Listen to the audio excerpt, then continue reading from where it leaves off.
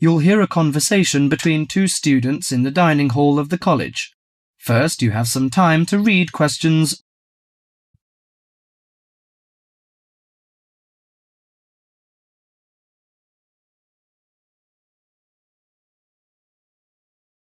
Now listen carefully to the conversation and answer questions.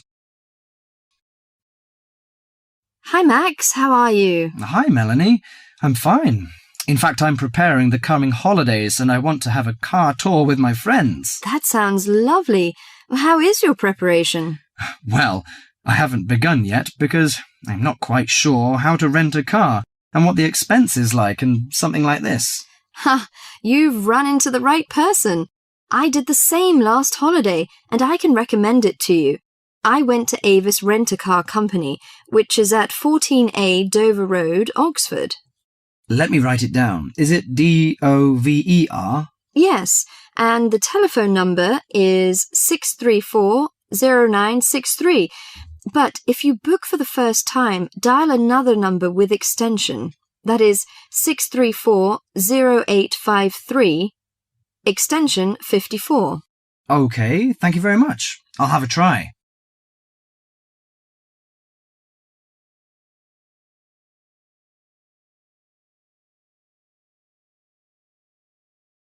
Before you hear the rest of the conversation, you have some time to read questions 5.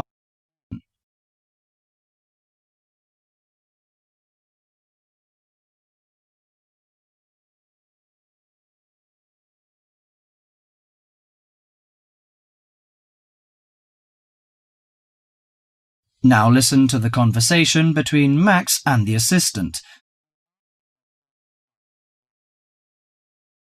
Good morning, Avis Rent-A-Car Company. How can I help you?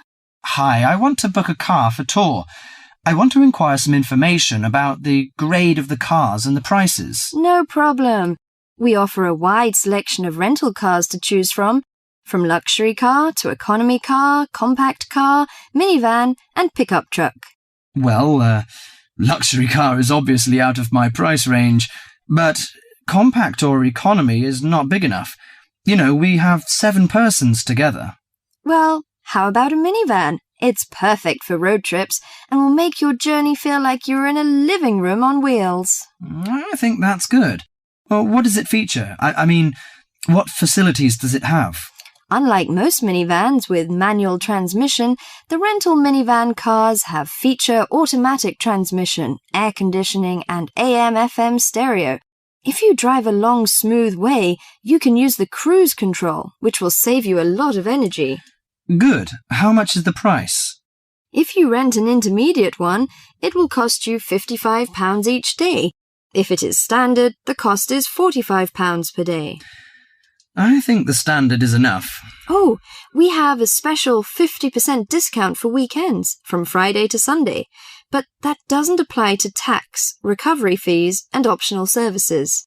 Well, what are the optional services? Well, they usually include some extra facilities, like first aid kit or something like that. I know. We plan to start off on Friday, so we have to prepare 1 day in advance. I want to book from 30th of April, which is Thursday, and it will end next Monday. OK. Could you leave your name and the driving license number? My name is Max, and the license number is M9021. OK. You can pick up the car on Thursday noon. Besides, we offer some optional services like street maps, flashlight, and sunsheet. What would you like to have? Flashlight is not necessary, I think. But street maps are useful, especially when we drive in a strange place. As for the sunsheet, I'd like to give that a miss. We don't want to spend too much extra money. OK, Mr. Max, thank you for calling.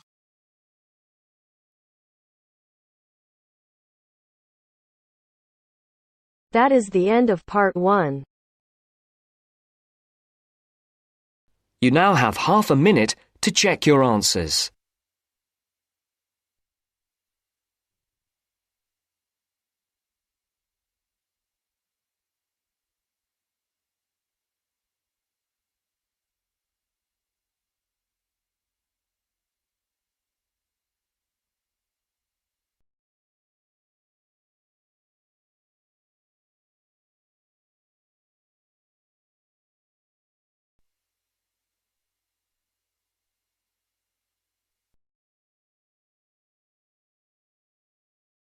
Now turns to Part 2. Part 2. You'll hear someone talking to a group of university students. First, you have some time to look at questions 11 to 17.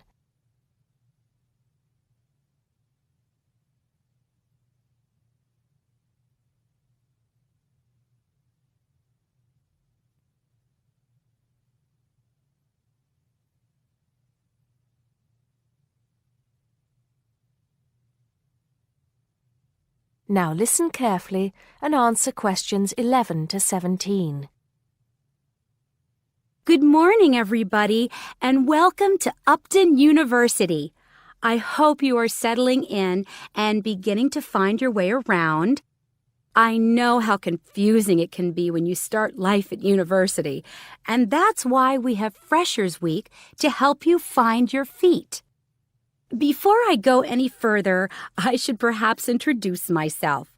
My name is Sally Jackson, and I am the Secretary of the Students' Union, which has organized this week of events for you. You will usually find me in the office on the first floor of this building when I'm not attending lectures. Anyway, down to business. Of course, there are a few things that you are obliged to get done during your first week here. But once you've opened a bank account, if you haven't got one already, seen your director of studies to discuss which courses you are going to take, and signed up with a doctor, there will be plenty of time left to enjoy the events we have arranged for the week. And have we got a lot lined up for you? Throughout the week from Monday to Friday, every morning starting at 10 a.m., there will be orientation and welfare events. These will include tours of the campus, which, as you have probably noticed, is the size of a small town with 9,000 residential students, as well as sessions on developing study skills. We also have tours of Upton itself arranged for you, with a bus leaving from outside this building every afternoon at 5 o'clock. There are a number of interesting things to do and see in and around Upton, so you can expect visits to the castle and museum as well as the popular Ghost Walk. You'll need to sign up for this one, as numbers are limited. Just put your name on the list on the notice board in the entrance lobby. An important event is scheduled for Monday, that's the day after tomorrow, when we will be holding the academic fair. This is an opportunity for you to speak to students and academic staff about the courses that are on offer. The academic fair starts at 1 o'clock, by the way. There are a couple of other fairs that I think will interest you. First of all, we have the Societies Fair on Tuesday the 16th, which I think is an absolute must. You might not believe it, but the university has over 150 societies and sports clubs you can sign up for, so you are sure to find something of interest to you. That also starts at 1 o'clock, and it will be here in the Union Building. Also in this building is the Trade Fair on Wednesday from 2 until 5 in the afternoon. This one might sound a bit strange because you will find a load of banks and other businesses here trying to get your custom.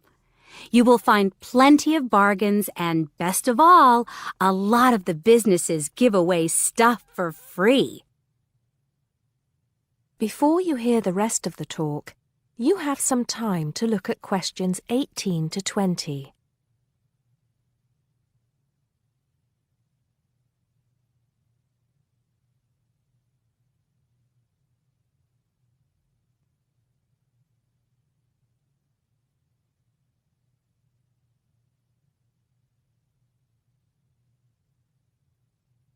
Now listen and answer questions 18 to 20.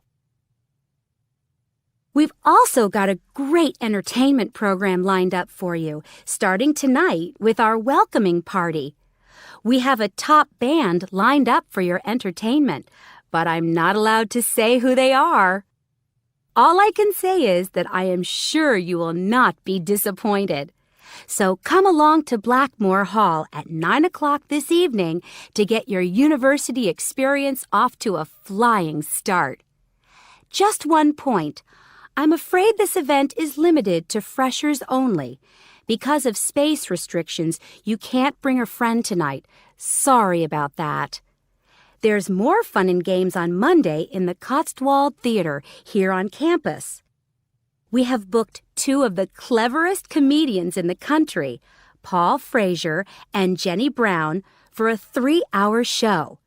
Paul has assured us that he and Jenny have packed the show with new material, and as they always get rave reviews for their shows, I think we can look forward to an evening of great entertainment. That's in the Cotswold Theater on Monday evening at 7:30. Moving along a bit, on Thursday there is an important date for your diaries.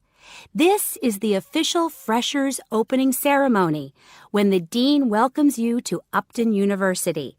So remember, Thursday the 18th from 2:30 to 3:30 in Blackmore Hall. You certainly should go to this one, and by the way, light refreshments will be available. At the end of the week, on Saturday, you have the chance to dress up in your smartest evening wear for the official Freshers' Ball. Actually, although it's called a ball, it is quite a relaxed affair, so we are more than happy if you turn up wearing jeans and a t-shirt. The important thing is to relax and enjoy yourselves. Time and place are the same as for this evening's party. Blackmore Hall from 9 in the evening to 3 o'clock in the morning. Right. I think I've covered the most important and exciting events we have lined up for you, but there will be plenty of other things going on throughout the week, so remember to check the notice board in the entrance lobby regularly. Enjoy the rest of the day, and I look forward to meeting as many of you as possible this evening at the welcoming party. That is the end of part 2. You now have half a minute to check your answers.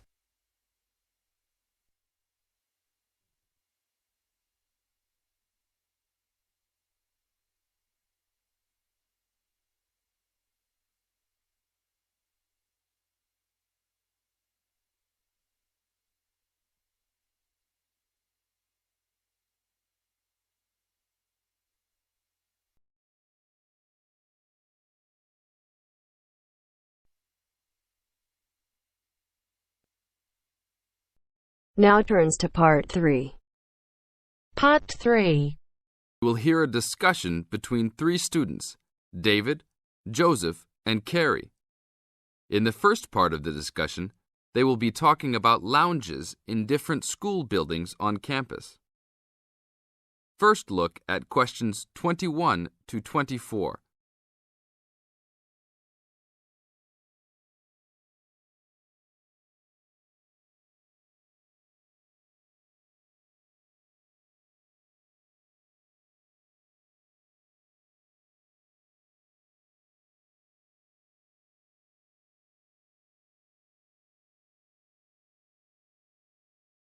Now listen to the first part of the discussion and answer questions 21 to 24.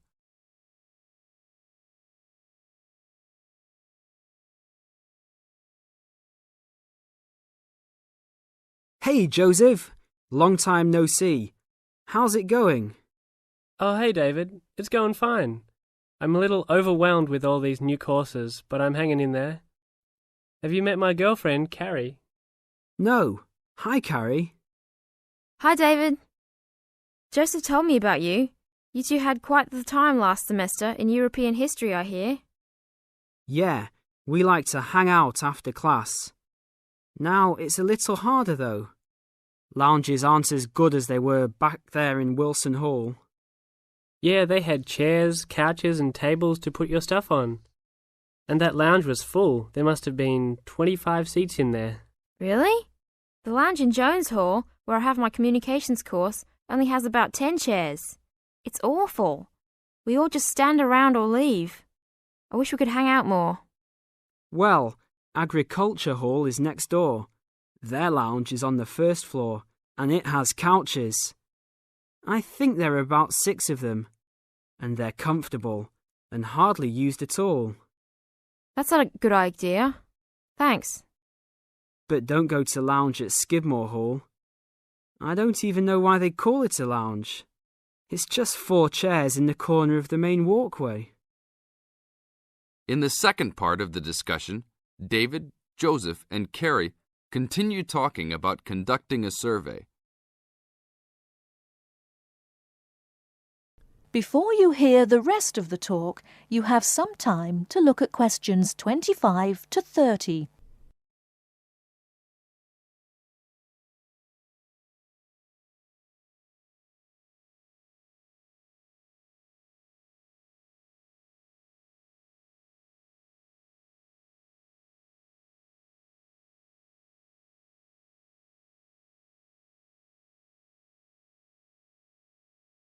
Now listen and answer questions 25 to 30. Guys, we should really do something about those lounges. I mean, couldn't we gather signatures and try to get the university to improve some of the facilities? Yeah, that's a great idea. But we can't just say something random like, oh, you need to make the buildings nicer. We should come up with some kind of ranking system and have students rank buildings, how beautiful they are, how nice they are, etc. Well, if we were ranking on a scale of 1 to 3, you all know that I would rank Skidmore Hall a 1. Like I just said, that place is awful. No facilities. The bathrooms are way down in the basement. You're right. But they do have a nice balcony on the 3rd floor.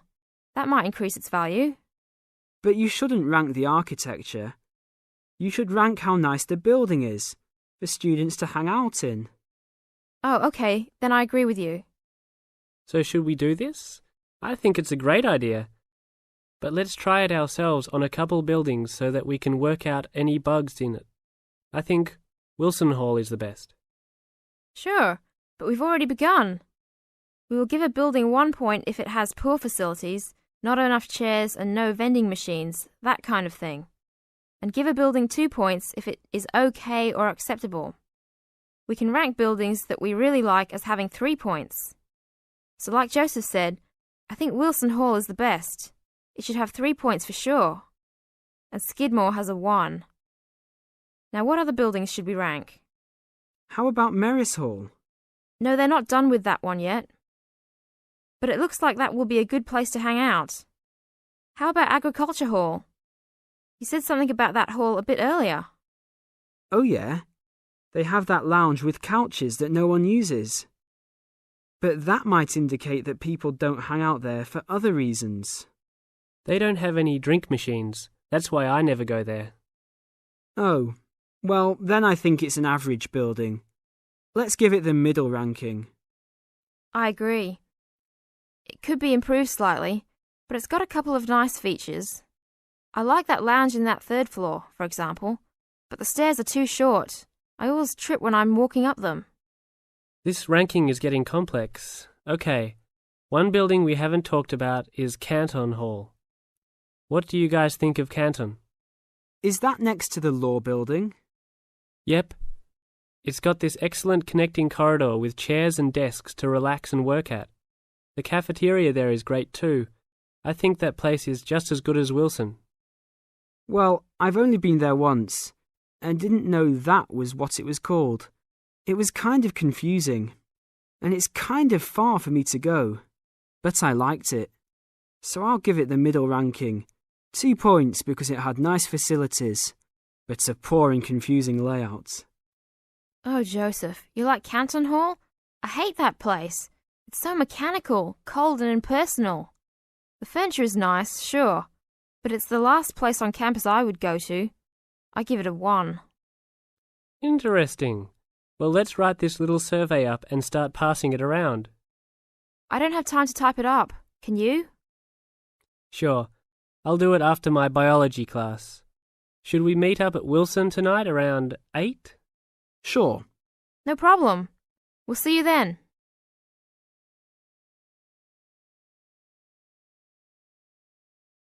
That is the end of part 3.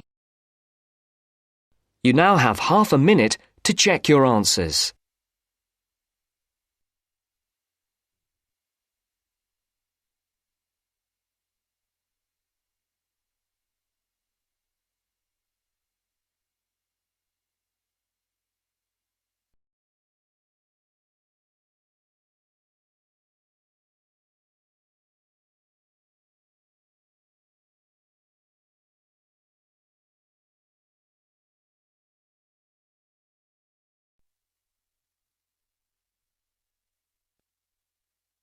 Now turns to part 4. Part 4. You are going to hear a conversation between two students about studying abroad. First, you have some time to look at questions 31 to 40.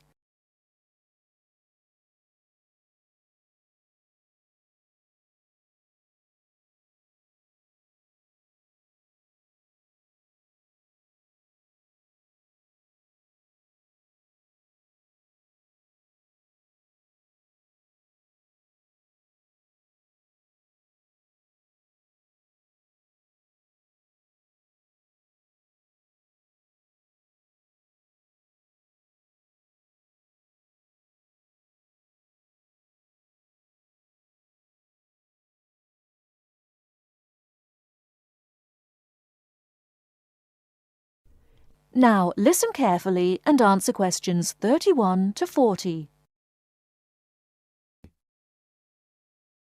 Hey Mary, how's school going? Haven't seen you in a while. What have you been up to? John, good to see you again. I've been really busy the last couple of weeks. I'm applying to study abroad next year. Really? So am I. I think it will be a great experience to be able to study in another country. What country do you want to go to? At first I wanted to study in Africa, but my parents really don't want me to go there because they think it will be dangerous. So now I'm thinking about going to Spain, Italy or Japan. Actually, I think Africa would be a fascinating place.